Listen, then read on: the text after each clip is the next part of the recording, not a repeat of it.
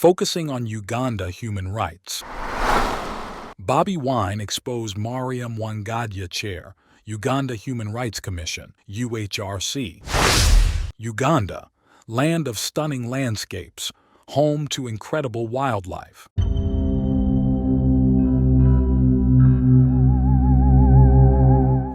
Also, a nation grappling with serious human rights issues. Bobi Wine, a popular musician turned politician, has been a vocal critic of the government. He's faced arrest, violence, and intimidation. Now, he's withdrawn a petition from the Uganda Human Rights Commission, UHRC. Why? Because he says they can't protect him. That's bad, really bad.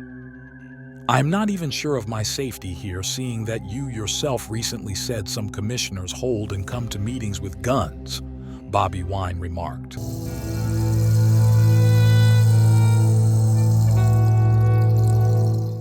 I filed this case on 17th December 2018, more than 5 years. Oh yes, since 2018, looking for justice.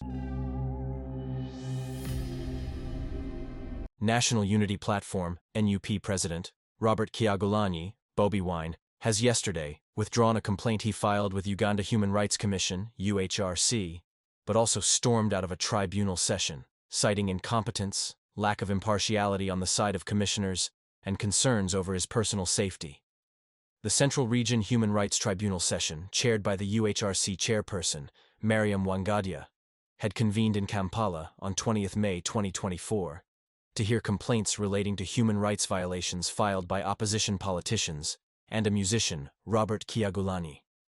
The panel, composed of commissioners including Honyir Wabukurukuru, Honyir Koller Stephen Basaliza, and Omara Apita, sat to hear from the complaints.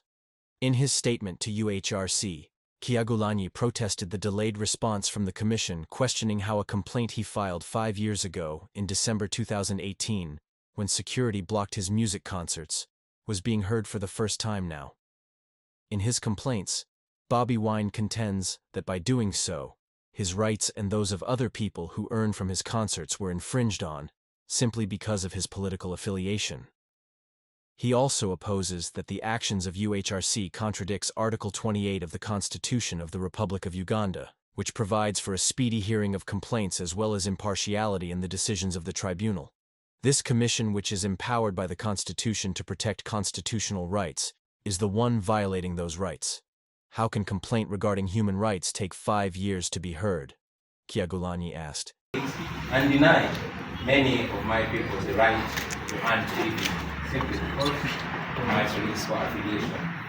And we are appearing before this commission this morning, more than 5 years later, Madam Chair, we had. Madam Chair, the Commission, Article 28 of what is left of the Constitution of the Republic of Uganda provides for the right to a fair hearing. It provides for that a person shall be entitled to a fair, speedy, and public hearing before an independent and impartial court or tribunal. It is more than 5 years ago, Madam Chair, and as all of us know, justice delayed, justice denied.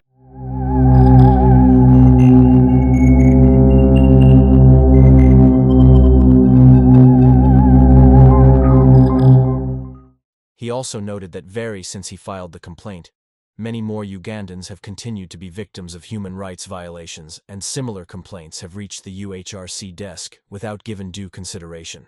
He accused the UHRC chairperson, Mariam Wangadya, for unfairly dismissing some of the claims. Because of these circumstances, our confidence in this commission is gravely shaken.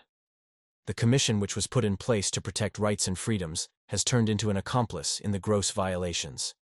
The commission lacks the competence, the independence, and the impartiality required of it to resolve this complaint, the pop star Bobi Wine stated. Because of that, I hereby withdraw the complaint we filed over 5 years ago.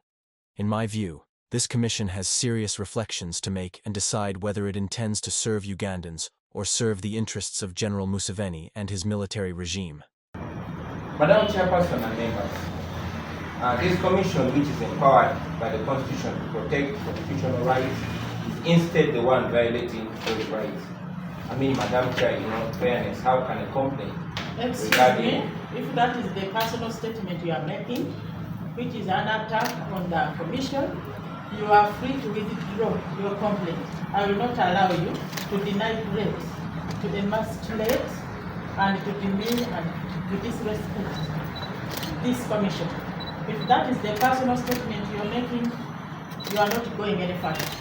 Madam Chair, with You are this attitude, represented, you have to speak through your lawyers. but If you want gave me to a chance to withdraw- speak, Madam I Chair. will You not did not allow tell you me what to say.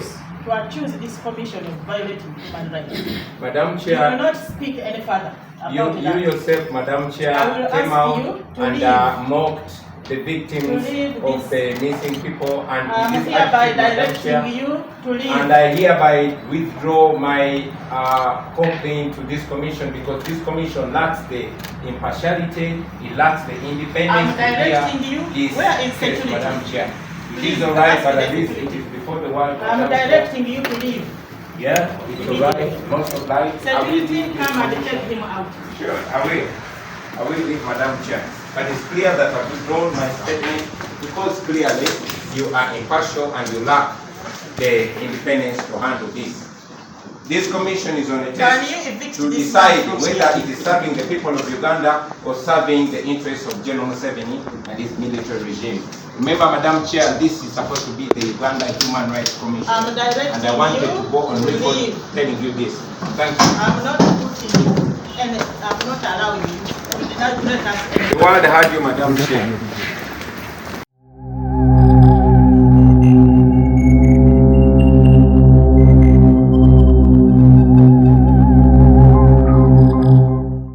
Kyagulanyi's statement adds before he asked to leave. I am not even sure of my safety here, seeing that you yourself recently said some commissioners possess and come to meetings with guns. Kyagulanyi quipped. So, ladies and gentlemen, today, this morning, we have withdrawn our complaint from the Uganda Human Rights Commission because it's clearly biased, it is lacking the independence and impartiality to handle this case. I filed this case on 17th December 2018. More than 5 years, they've not been giving me a chance to a hearing. And when I was given a chance to a hearing, she couldn't allow me express myself. She couldn't allow me make a personal statement. That shows that she's biased and she's not willing to defend human rights, but she is only working to entrench General Museveni and to do anything that will preserve General Museveni's rule, even if it means empowering and protecting gross human rights violations. So for that reason, we have withdrawn our complaint from this commission, because this commission is clearly lacking the impartiality and lacking the independence. Over the violation of my rights, my right to earn a living, cancelling more than 20 of my shows, but they went ahead to cancel even many more after we filed the complaint. The complaint has never been heard. They've never given us a hearing. We complained about the enforced disappearances, but Madam Wangadia herself came out and said that the people whose families, whose spouses were demanding for are non-existent. She said they are Kiwan, And today when I was making a personal statement, she blocked me, she stopped it, clearly showing that she's biased. So for that reason and many other reasons, we had no option but to withdraw our complaint from her office, because she cannot be an independent, she cannot be an impartial arbiter in this matter.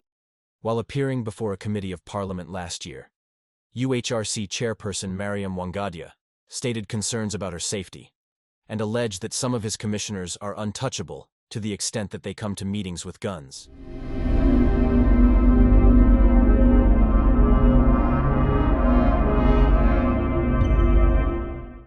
In conclusion, freedom for human rights and democracy, it's still a cry in Uganda. Let's connect to Michael to give us a summary. A nation on edge, fear and intimidation. Uganda is a nation on edge. A climate of fear has taken hold. People are afraid to speak out, afraid to criticize the government, afraid to even express their opinions. This fear is palpable. It's in the air you breathe. It's in the way people look over their shoulders, in the hushed whispers and the knowing glances. The erosion of trust. Can justice prevail? The erosion of trust in the justice system is a serious problem. It's like a crack in the foundation of a building. It might seem small at first, but it can eventually bring the whole structure down. When people lose faith in the courts, they lose faith in the rule of law. They lose faith in the very idea of justice. This erosion of trust has been a gradual process. It's been happening over years, even decades. It's been fueled by a series of high-profile cases where the courts have seemed to side with the powerful rather than the powerless. The world is watching. Bobi Wine's case has garnered international attention. Human rights groups have condemned the government's actions. Foreign governments have expressed concern. The United Nations has called for an investigation. The world is watching, and it's not impressed. This international pressure is important. It puts the Ugandan government on notice. The power of one, inspiring hope amidst despair. Bobi Wine's story is a reminder that one person can make a difference, that one voice can inspire millions, that one act of courage can change the course of history. Bobi Wine is not a superhero, he's not a saint. He's a man who decided to stand up for what he believes in, a man who decided to challenge the status quo, a man who decided to risk his life for the sake of his country. The unfinished fight, a long road to justice. The fight for human rights in Uganda is far from over. It's a long and difficult road. But it's a road that must be traveled, because the destination is worth it. A Uganda where all citizens are treated equally. A Uganda where freedom reigns supreme. A Uganda where justice prevails.